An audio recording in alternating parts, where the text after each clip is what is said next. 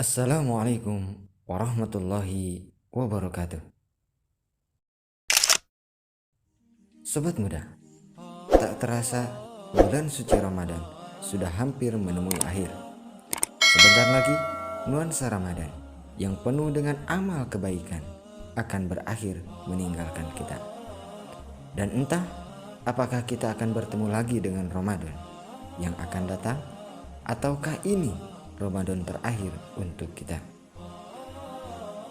Sobat muda, akhir Ramadan sudah di depan mata. Sudah menjadi kewajiban kita untuk menutup Ramadan dengan mengeluarkan zakat fitrah diri kita, untuk menyempurnakan ibadah yang kita lakukan selama kurang lebih 30 hari atau 1 bulan penuh. Zakat merupakan hal yang wajib untuk kita sebagai umat Islam. Bahkan zakat sendiri masuk ke dalam rukun Islam yang 5. Itu menunjukkan jika kita tidak melaksanakan zakat, sama halnya kita tidak melaksanakan sholat. Karena zakat termasuk di dalam rukun Islam. Bila kita menunaikannya, maka sempurnalah Islam kita. Tetapi bila kita tidak menunaikannya, maka kuranglah dari kesempurnaan Islam. Sobat muda, setiap tahun kita mengeluarkan zakat fitrah.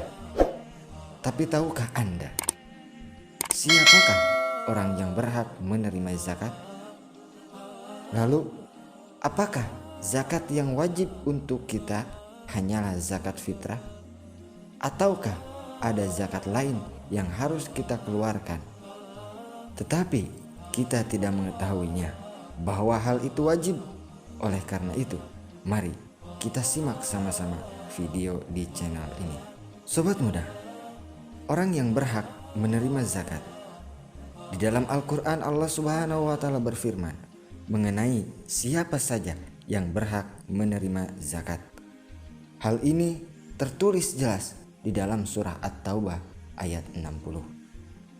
Yang mafhumnya kurang lebih, sesungguhnya zakat-zakat itu hanya untuk orang-orang fakir, orang-orang miskin, amil zakat, mu'alaf, budak, orang yang terlilit hutang, orang yang berjuang di jalan Allah, dan orang yang sedang di dalam perjalanan. Sobat muda, 8 orang yang berhak menerima zakat.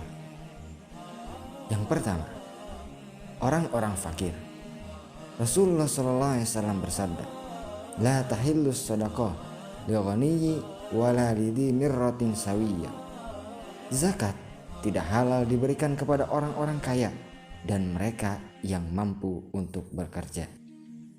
Orang-orang fakir adalah orang-orang yang tidak memiliki sesuatu apapun dan tidak ada kemampuan untuk bekerja, untuk mengusahakan apa yang seharusnya dia capai.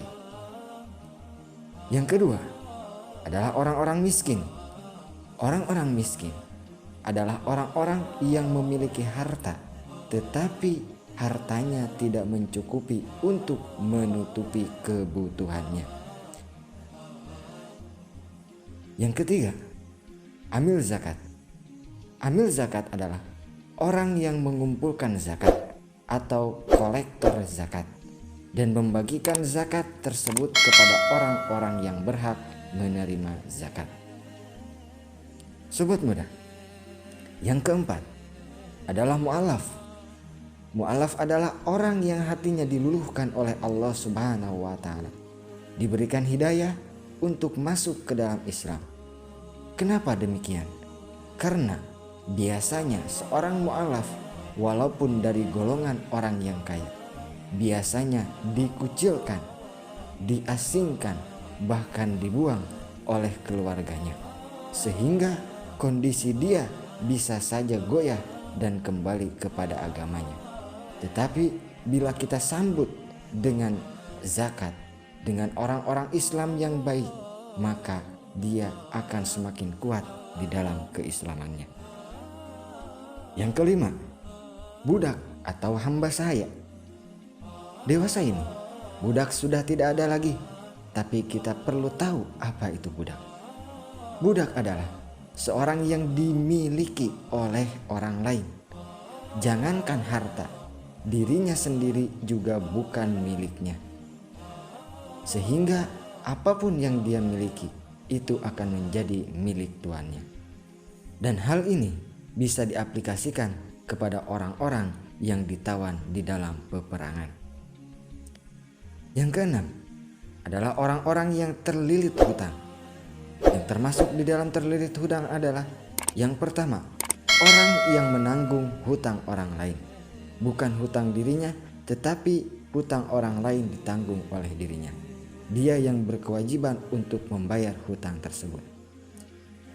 Yang kedua, orang yang mempunyai hutang dan hartanya habis untuk dipakai membayar hutang tersebut. Yang ketiga, orang yang mempunyai hutang dan tidak mampu untuk melunasinya. Sobat muda, orang yang wajib menerima zakat yang berikutnya adalah orang yang berjuang di jalan Allah. Yang termasuk orang yang berjuang di jalan Allah adalah yang pertama, orang-orang yang sedang di dalam peperangan. Yang kedua adalah ulama yang memperjuangkan agama Allah. Sehingga jika seandainya ulama tersebut tercukupi keperluannya, dia akan lebih fokus di dalam memperjuangkan agama Allah. Lalu yang berikutnya adalah orang-orang yang sedang menuntut ilmu, yang belajar memperjuangkan agama Allah. Yang kedelapan atau yang terakhir adalah Ibnu Sabil atau anak jalanan. Ibnu Sabil adalah musafir yang menempuh perjalanan yang sangat jauh dengan tujuan bukan untuk maksiat dan kehabisan bekal di dalam perjalanannya, jauh dari kampung halaman dan tempat tujuannya. Sobat muda, di dalam zakat sendiri, kadar sah atau tidaknya zakat seseorang bisa dilihat kepada siapa dia memberikan zakat dan seperti apa cara dia memberikan zakat. Apakah kepada salah satu dari 8 orang yang di atas, dengan syarat 8 orang tadi adalah orang-orang Islam? Lalu bagaimana cara dia mengeluarkan zakat itu sendiri? Dewasa ini banyak cara untuk mengeluarkan zakat. Bahkan ada juga yang basisnya online. Lalu bagaimanakah zakat tersebut? Mungkin juga pahalanya akan didapatkan secara online. Pemberi zakat ketika mengeluarkan zakat kepada penerima zakat, minimal ketika mengeluarkan zakat tersebut harus ada ijab dan kabul. Ijab adalah kata-kata bahwa kita mengeluarkan zakat. Kabul adalah kata-kata bahwa orang yang menerima zakat itu menerima zakat kita. Hal itu adalah tanda atau bukti bahwa harta yang kita keluarkan itu adalah harta zakat, bukan pemberian biasa. Sehingga antara pemberi dan penerima zakat tidak terjadi miskomunikasi yang mengakibatkan zakat tersebut tidak sah. Wallahu a'lam bishawab. Sekian yang dapat saya sampaikan. Kurang lebihnya saya mohon maaf. Wabillahi taufiq wal hidayah. Wassalamualaikum warahmatullahi wabarakatuh.